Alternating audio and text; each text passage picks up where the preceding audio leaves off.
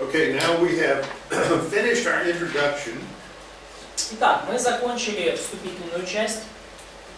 And we're going to go to the next section, which is from the notes that you just picked up. И мы перейдем уже к следующему разделу, и это в тех конспектах, которые вы только что получили. Okay.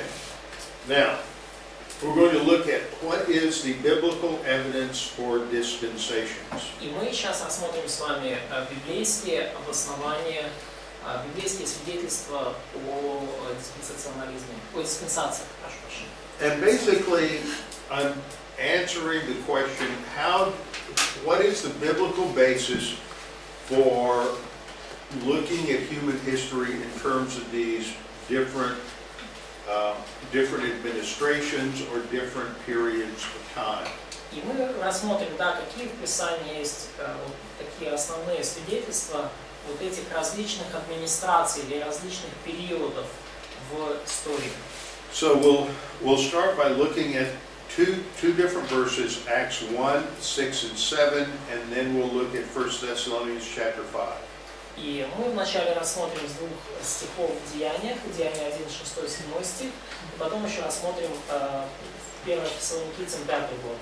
Now what's important here is to understand that Acts 1, 6 through 7 takes place right after the resurrection, before the day of Pentecost. Что важно здесь понимать, что Деяния 1 глава 6-7 стих имеет место прямо после воскресения Христа из мертвых и перед Днем Пятидесятницы. So this takes place around AD 33. И это происходит где-то в 33-м году нашей эры. Да, то есть вот эти слова говорятся. 33-й год нашей эры. And when we get to 1 Thessalonians, that takes place later. И когда мы уже переходим к первому Фессалоникийцам, то это говорится уже позже. Через 20 лет. Okay? Через 20 лет. 20 years later. Yes, 20 years later. Да, 20 лет спустя. A lot happens. Okay? Многое произошло за эти 20 лет. Okay, now, the context of Acts chapter 1 И контекст Деяний 1 главы is that Jesus is talking to his disciples just before the ascension. То есть здесь Иисус говорит своим ученикам прямо вот незадолго до своего вознесения. Now their question is very important. И вопрос у них очень важный. They asked Jesus, is it at this time you will restore the kingdom to Israel? Они спрашивают, не в это ли время не в сие ли время ты, Господи, восстанавливаешь царство Израиля? Now that tells us that the kingdom hasn't come yet at all. И этот вопрос уже нам говорит о том, что царство еще не пришло вообще. Number two, they're asking when the kingdom will be restored. И второе, что они его спрашивают, когда же это царство будет восстановлено? And Jesus doesn't correct their concept of the kingdom. И Иисус их концепцию царства не поправляет. Their concept of the kingdom is still a future, literal, geopolitical kingdom. То есть их концепция царства – это буквальное будущее геополитическое царство, какое-то вот геополитическое образование. Да? But he does address their question, which has to do with time. Иисус их в этом не поправляет, но он отвечает на вопрос касательно времени. And he says it's not for you to know the times or the seasons. И он им отвечает, не ваше дело знать времена или сроки. Now, I want you to notice the words that are used here. И я хочу, чтобы вы обратили внимание на слова, используемые здесь. Chronos and kairos. Слова хронос и кайрос. Now, this tells us that this is looking at the times, the ages. И вот Jesus recognizes that there are these time periods, these Да. ages in history. Этой фразой Иисус показывает, что есть определенные вот временные промежутки, эпохи в истории. And 20 years later, Paul uses the same words in 1 Thessalonians 5, 1 and 2. И 20 лет спустя апостол Павел уже в 1 Фессалоникийцам 5 глава 1-2 стих использует ту же фразу, те же термины. But there he expects his readers, to understand the times and the seasons. Но уже здесь апостол Павел ожидает, что его читатели знают и понимают времена и сроки. So this tells us three different things. И это говорит нам о трех вещах, три вывода. First of all, that the scripture clearly recognizes different time periods with different characteristics. И первый вывод, что в Писании ясно различаются различные временные этапы с различными характеристиками. That when the apostles are asking the question about the kingdom, it clearly shows that they understand that the time in which they lived was different from the future time of the kingdom. И когда апостолы спрашивали у Иисуса вопрос о будущем царстве, то они подразумевали в этом, что этим вопросом, что время, в котором они живут, временной период или эпоха, будет отличаться от того, которое будет. And Jesus, the second thing we can see is that Jesus' answer clearly shows that God has established certain boundaries. И второй момент, да, вот второй вывод у вас в конспекте, да, что Бог установил определенные рамки, границы для этих эпох. Certain times that have been fixed by the Father's authority. И есть вот эти вот определенные промежутки времени, которые Господь установил своей властью. That God has determined the beginning and the end of each of these time periods. И Бог установил начало и конец каждого из этих временных промежутков. Now it's these words that introduce the time factor. И вот в этих стихах уже мы видим вот такое вступление к временному фактору. Now, I'm going to say this several times. И я скажу это еще несколько раз. And by the time I finish, you will understand what I'm talking about. И к моменту окончания курса вы уже поймете, о чем я говорю сейчас. But different words convey different concepts. Разные слова передают разные концепции. When most people think of a dispensation, the first thing that comes into their mind is a time frame. И когда когда большинство людей думают о диспенсационализме, первое, что им приходит в голову, это вот какие-то временные промежутки, временные рамки. And that is wrong. И это неправильно. The primary meaning of the word for dispensation, as we see, has the idea of administration. И основное значение вот диспенсации как термина – это не просто какой-то временной промежуток, это определенная администрация или определенный способ как управления в этом промежутке. Понятно, о чем вообще речь? The primary meaning of a word dispensation doesn't have anything to do with time. То есть есть понятие диспенсация. Большинство людей, I will just repeat them what you said before, because some cases. So who's the? Oh, you're not done. То есть есть понятие диспенсация, ключевое в диспенсационализме. Большинство людей, когда говорят диспенсация, они думают, это какой-то промежуток времени. Но то, о чем говорит преподаватель, и то, что вам надо будет, может, еще с этим разобраться, речь не о просто временном промежутке, а как администрации, то есть о том, как вообще устроены процессы в данном временном промежутке. То есть разные были разное управление. Разное управление, да, разная администрация, по-разному происходит Управление. Да, управление в этих моментах. Okay, so let me use an example. Давайте я вам пример приведу. Who's the president of Ukraine right now? Питер Порошенко. Poroshenko? Питер Порошенко. Poroshenko? Порошенко. Poroshenko. Roshen is chocolate in Okay, yeah. Порошенко. Right. Okay, so Poroshenko is, this is the time, this is Poroshenko's administration. Вот мы сейчас живем во времена правления администрация Порошенко, да? Before that, you had Yanukovych. Перед этим был Янукович. And before that, you had Yushchenko. Перед этим был Ющенко. Yushchenko. Yeah. And before that, you had, what, Kuchma. Kuchma? Кучма. Перед Okay. этим был Кучма.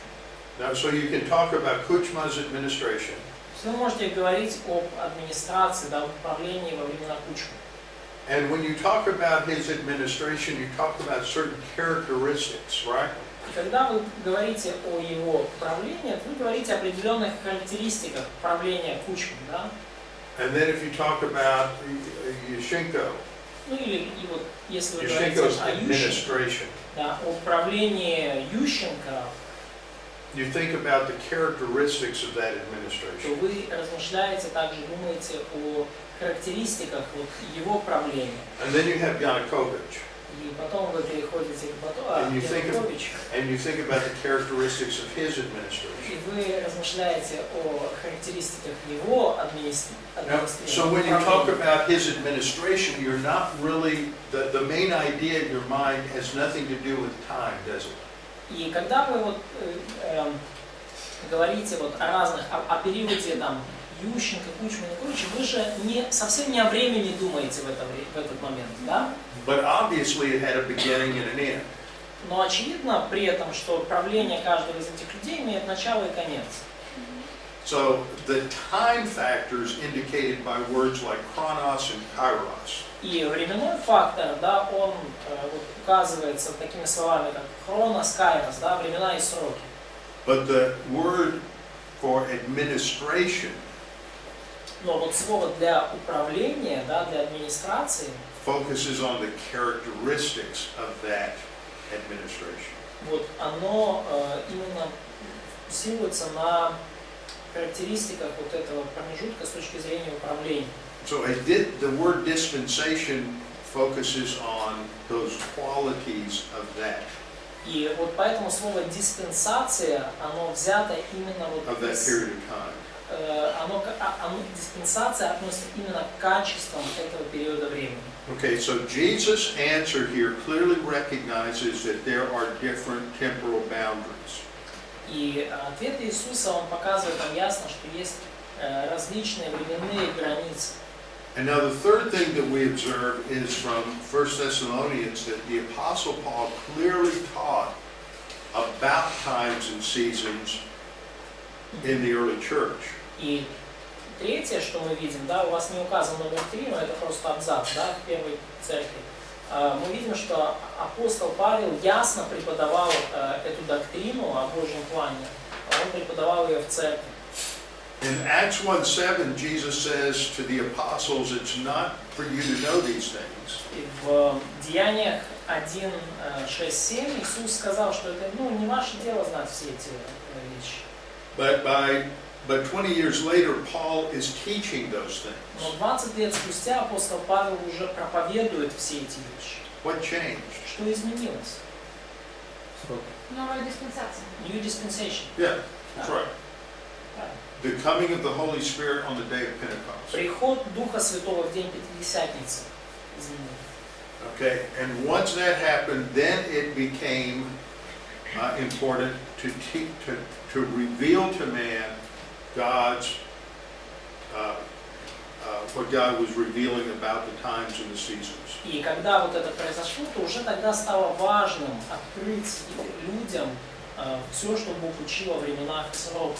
Okay, now the next section И следующее, is to define terms. это нам нужно определить термины, определение терминов. Третья римская цифра.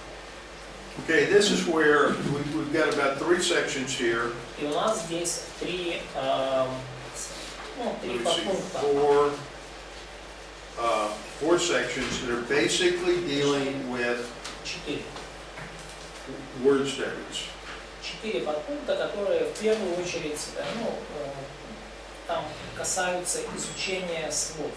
исследования слов. Now, one of the most important things that you do in a word study is not just examine what the word means in Hebrew or Greek, И одна из самых важных вещей, которые вы делаете при исследовании слова, это не просто выяснение того, как слово, что значит слово в греческом или еврейском.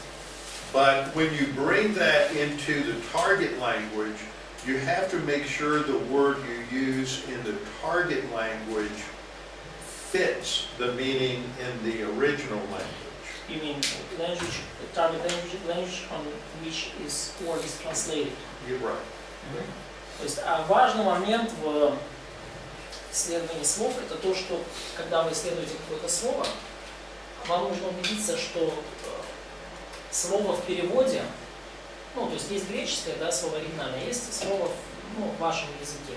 Вам нужно убедиться, что слово, которое вы используете в вашем языке, соответствует слову в оригинале.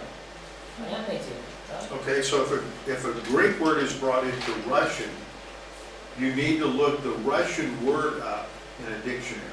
То есть, если есть какое-то греческое слово, переведенное на русский, то вам нужно посмотреть значение русского слова в словаре. To make sure you're really using the best word in Russian to translate the Greek or Hebrew concept. И вам нужно убедиться, что подобрано наилучшее слово в русском языке, чтобы передать эту греческую или еврейскую концепцию. And this is very important in doing word studies. И это очень важно, когда вы делаете исследование слов. And that's something I emphasize with my students all the time in America is that American pastors don't use their English dictionary enough. И это то, что я постоянно подчеркиваю, когда преподаю своим студентам в Америке, я говорю, американские пасторы редко заглядывают в свои английские словари, в словари английского языка. Right, the tendency is to spend so much time studying the Greek and Hebrew that you don't spend enough time studying the English word you're using to translate. То есть тенденция такая, столько времени тратится на изучение греческого и еврейского, что не хватает времени на то, чтобы изучить значение английских слов. And part of this is understanding where we get some of the words that we use. И часть вот этой проблемы это то, откуда мы вообще взяли слова, которые мы используем. Okay, so when we use the word dispensation, И когда мы используем слово диспенсация, it comes from a Latin word called dispensatio. и вот это слово диспенсация, оно произошло от латинского, которое почти так же звучит, да, диспенсатия. We'll look at the Greek word is oikonomia. И греческое слово, да, которому оно соответствует, это oikonomia. What's the Russian word for economy? Like economy, economic. politics, yeah, economica. We use, Okay, so you use the same word. yeah, we use the same word. Okay, see, the English word and the Russian word are derived from the Greek word, right? Yeah. Okay, say that. Tell me. Да, то есть есть вот это слово, да, которое используется и в русском и английском языке, экономика. Okay, but see, the Latin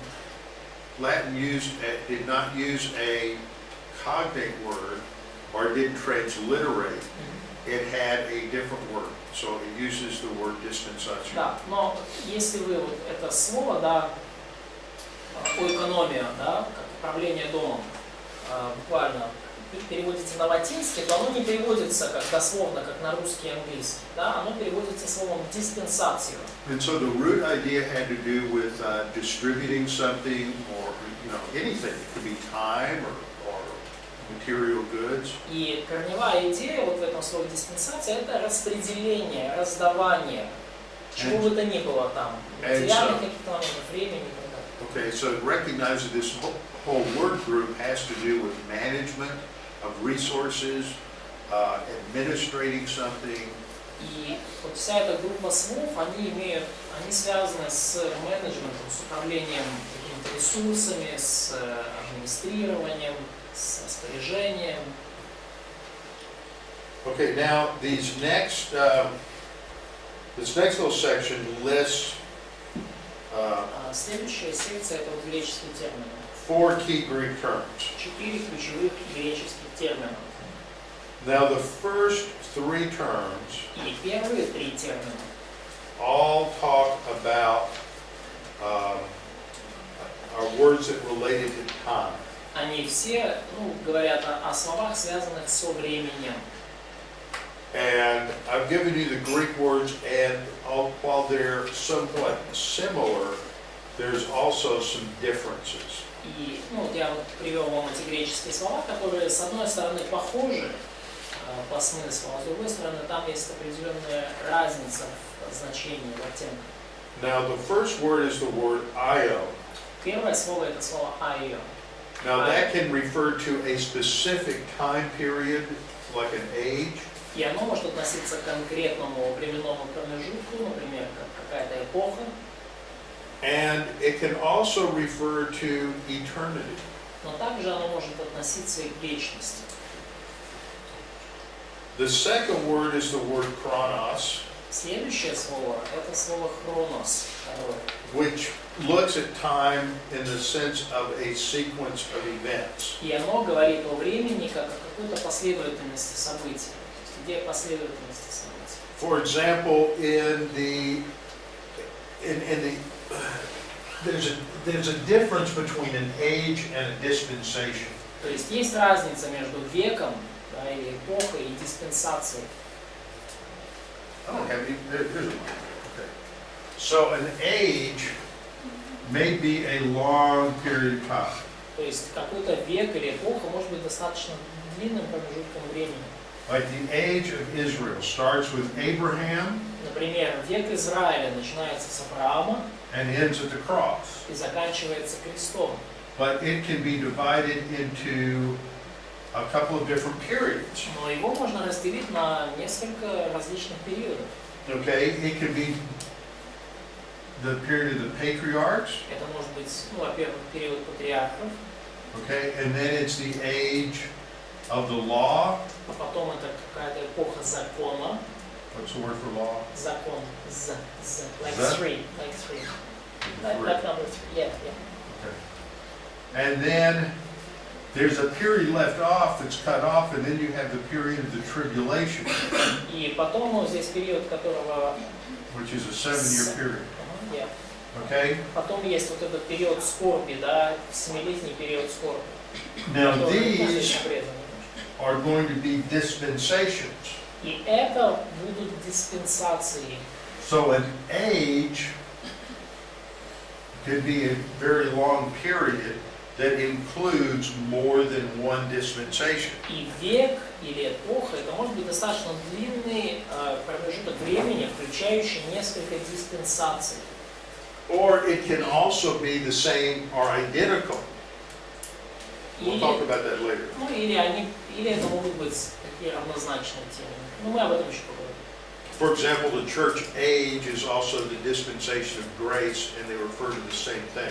Например, век церкви, да, это диспенсация благодати. По сути, они относятся к одному и тому же промежутку времени. Okay, now the third word И третье слово is the word kairos. – это слово «кайрос». Okay, now kairos indicates an age or an epoch. И кайрос также обозначает век, эпоху, эру, And focuses on a specific time period that's marked by boundaries. и фокусируется на определенном промежутке времени внутри каких-то границ, отмеченных A границ. fixed period of time. Вот такой фиксированный, конкретный промежуток времени. Now, so there, while all of these words talk about a time period, То есть все эти слова говорят о временном периоде. Ion is talking of it in terms of it has the nuance of a long period of time. Айон говорит, именно о продолжительном, длительном промежутке времени, вечность. Chronos is looking at it in the sense of a sequence of events. Хронос имеет смысл именно как последовательности событий. And Kairos will look at it as a fixed period of time. А Кайрос говорит о каком-то фиксированном промежутке времени. But the fourth word here is the word oikonomos, А четвертое слово здесь это слово айкономос. and that doesn't have a, temporal nuance. И оно не имеет в себе каких-то нюансов, связанных со временем, в своем значении. It's a compound word from oikos and nomos, Это составное слово из двух слов ойкос и номос, which in a very rudimentary sense would refer to a house law. и оно в таком буквальном, самом таком изначальном значении говорит о законе, правящем в доме, домоправлении. So, for example, when I was a little boy, Например, когда я был еще маленьким мальчиком, there were house rules. были в доме правила. When I went outside to play, I couldn't go outside of the yard around the house. То есть, когда я выходил погулять, я не мог выходить за пределы двора, за пределы забора дома. When I got older, I just could not go outside any further than being able to see the house. Но когда я чуть-чуть стал повзрослее, как подросту, я уже мог заходить дальше, но не мог заходить за пределы видимости дома. То есть я всегда должен был быть видим из дома. Basically, when I was little, I had to stay within sight of my mother or father. Да, то есть, когда я был совсем маленьким, я должен был оставаться в зоне досягаемости папы и мамы, рядом с ними. And then when I got to be a teenager, I just had to be somewhere relatively close by. Но когда я стал уже подростком, то от меня требовалось уже просто где-то находиться, But I could, относительно поблизости. I could go where I wanted to go, but within reason. Но я мог, по сути, идти куда хотел, но у меня должна была быть какая-то причина, чтобы туда идти. And then when I became an adult, it didn't matter. А когда уже повзрослел, совсем стал взрослым человеком, то уже все это вообще значение не имеет. When I was little, I could not, my mother would say, when you see it starting to get dark, come home. И когда я был маленький, мне мама говорила всегда так: когда ты видишь, что смеркается, темнеет, это значит, что пора домой идти. Then when I was a teenager, I would have to be home by 10 o'clock at night. А потом, когда я стал подростком, то мне надо было быть дома уже к 10 вечера. And then when I was in college, I would need to be home by 12 o'clock or 1 o'clock. А когда я уже в колледже учился, то я мог домой приходить в 12, в час ночи. See, at different stages, we had different rules. То есть вы видите, на разных этапах есть разные правила. Does it mean that my parents were inconsistent? Значило ли это, что мои родители непоследовательны? That I'm somehow making them contradictory? Что я каким-то образом заставил их противоречить самим себе? I didn't have any brothers or sisters, but if I had had a younger brother, he would maybe have to be home at when it began to be dark, where I could stay out until I was 10. Да, то есть представьте, я был один, но если бы у меня был младший брат или сестричка, то есть им надо быть дома уже как только стемнело, а мне можно хоть до 10 где-то там. Would that mean my parents are inconsistent? Это что, значило бы, что мои родители как-то непоследовательны или противоречат сами себе? No. Нет. So God has these, He's taking the human race through periods of time. И вот Бог, мы видим, что Он проводит человечество через определенные промежутки времени. And there are different rules for different periods of time. И в разных периодах времени разные правила. But ultimately these rules do not contradict themselves in terms of the righteousness of God. Но в конце-то концов эти правила не противоречат друг другу, и они не противоречат Божьей праведности. Now, the idea of oikonomos or economia has the idea of managing or administrating a household. Ну и вот эта идея, экономос или экономия – это вот именно управление, администрирование домашнего хозяйства. So in these words, the emphasis is not on time, but on the characteristics of that administration or dispensation. И вот здесь смысл этого слова не относится ко времени, а именно к характеристикам этого правления, управления. But that administration or dispensation is always obviously within a time frame. Ну, очевидно, что вот это правление или администрирование, оно всегда находится внутри какого-то временного промежутка. Okay, any questions? Есть ли какие-то вопросы?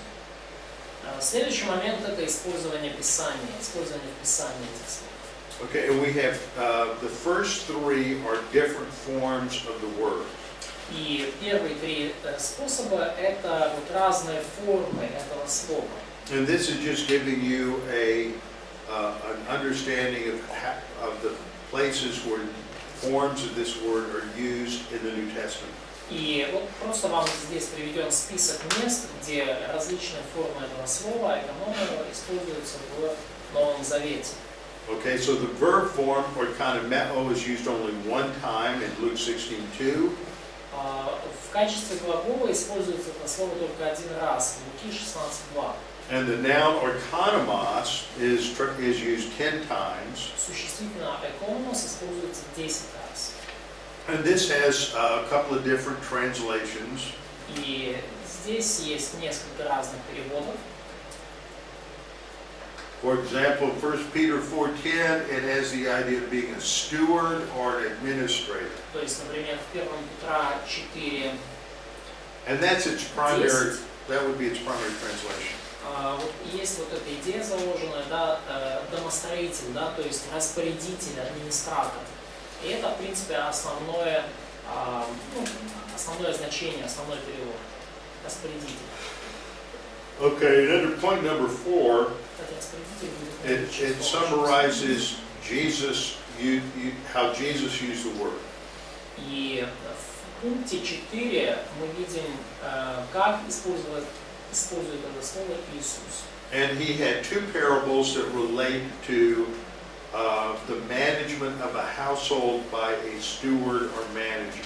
И у Иисуса есть две притчи, которые относятся к управлению дому, вот таким управителем, распорядителем, управляющим. So as we look at how Jesus uses that word, there's basically four things that we can characterize there. И когда мы рассматриваем использование этого слова Иисусом, то мы можем отметить 4 характеристики, которые связаны с его использованием. The first thing we see is that there's two parties. There's the person in authority and the person who carries out these responsibilities. Ну, во-первых, мы видим, что есть две стороны. Есть человек, обладающий властью, чтобы делегировать, и есть тот, кто несет ответственность за исполнение. So, for example, you have the business owner or the landowner, and the second person is the manager or administrator.